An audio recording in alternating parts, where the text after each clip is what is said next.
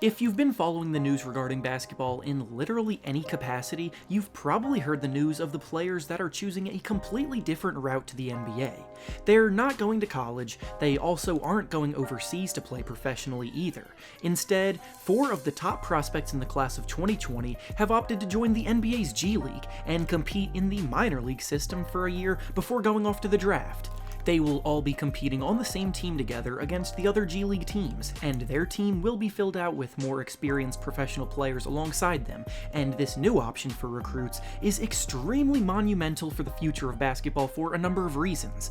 For one, it opens up a whole new avenue for players with professional aspirations, and gives them a way to make money along the way, and for another reason, it could greatly threaten the NCAA and their future. If the G League proves that they can be capable of comfortably transitioning prospects to the pros, then I can definitely see more and more of the top recruits every year choosing to go this route, and it all starts with 4 young players named Jalen Green, Soto, Todd, and Dacian Nix. These 4 young men are doing something never before done, so for today's video, we'll be going over a little about all of these 4 players, how good they are, as well as how good they can be. Before we start though, make sure to like the video and subscribe to the channel, as all support is very much appreciated. Now with that being said, let's begin. To start things off, we'll begin with the player that got the movement going in the first place, being Jalen Green, the country's #1 recruit in the class of 2020. To be completely honest, had Green not been the first domino to fall in this early process of making the G League a liable way for prospects to turn professional, the whole thing may not have ever gained any momentum at all. The fact that he was the best player in the country, with an already established following and rapport in the basketball world, gave this program the legitimacy it needed. And shortly after, the other players I'll be talking about followed suit.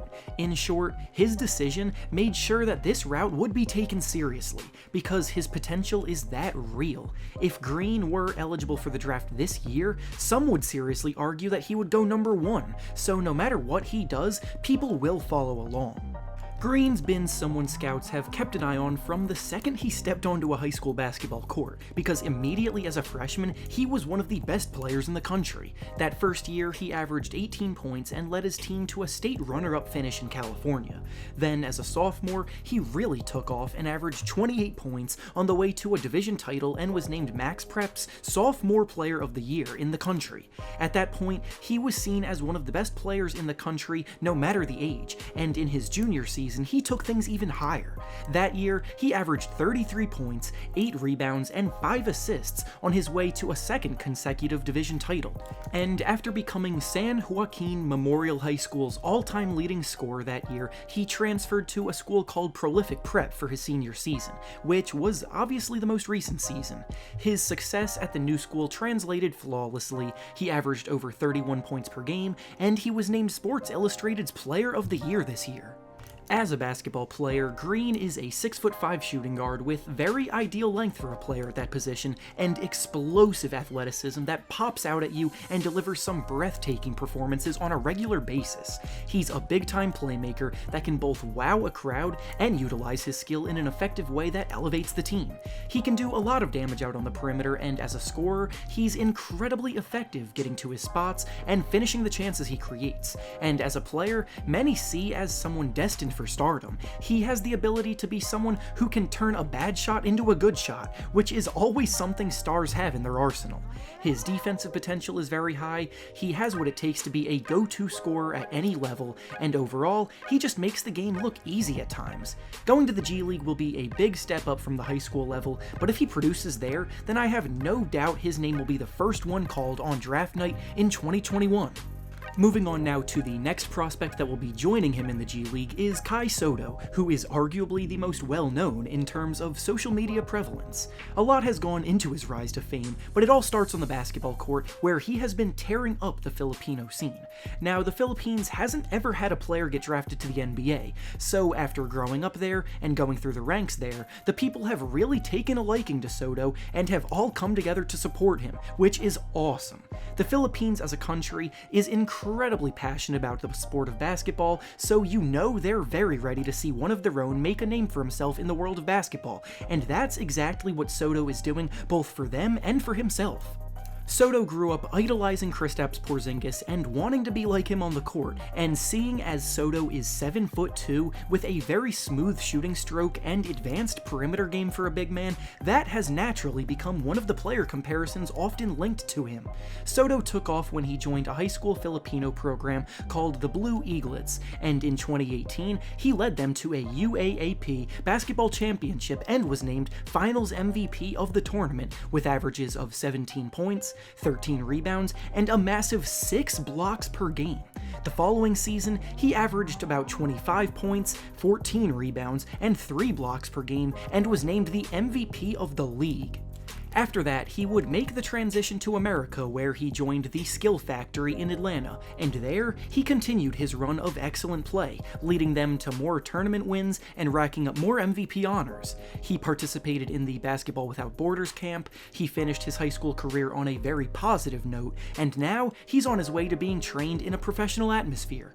As a player, Soto is a very solid shooter of the ball, which is valuable for someone at his size, and over time, he has begun to bulk up a bit, which is again very promising because he has always naturally been kind of skinny for most of his life. Playing in a league with the physicality of professionals will do him a lot of good, because if he wants to succeed in the NBA, the physical part of the game is going to be a major area he'll need to adjust to, but if everything goes right, we may just be looking at another unicorn. The next player up that will be joining these two in the G League next year is Isaiah Todd, who was ranked as the 15th best player in his class by ESPN. He was originally going to attend Michigan in the fall and play basketball there, but by making the change of heart here, I actually believe it will work out better for him in the long run. Todd is a 6'9" power forward with a good motor, explosive athleticism, and a developing skill set that isn't quite mature yet, but he does have a natural touch around the basket, and he knows his way around the paint. The thing about Big Ten basketball is that young big men rarely ever excel right away, and usually the most productive bigs in that league are the upperclassmen, while the younger guys wait their turn. With Todd choosing this route instead, he will be given more guaranteed minutes, he'll be playing against better competition, and it's less likely he'll disappear out of the eyes of NBA scouts because of the consistent playing time. Sure, performance-wise, this route will be tougher for him because of the better competition and him still being raw as a basketball player, but at the same time, this system will be fully about the development of the players and not focused solely on winning games like it is in college.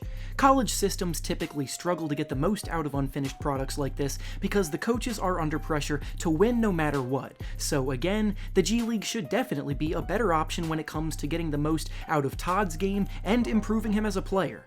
He won't have to be the best player on his team to be viewed as a draft prospect, he'll be featured in a bigger role without as much pressure, and as long as he continues to block shots, run the floor, finish strong at the rim, and rebound the ball, his path to the NBA should continue smoothly.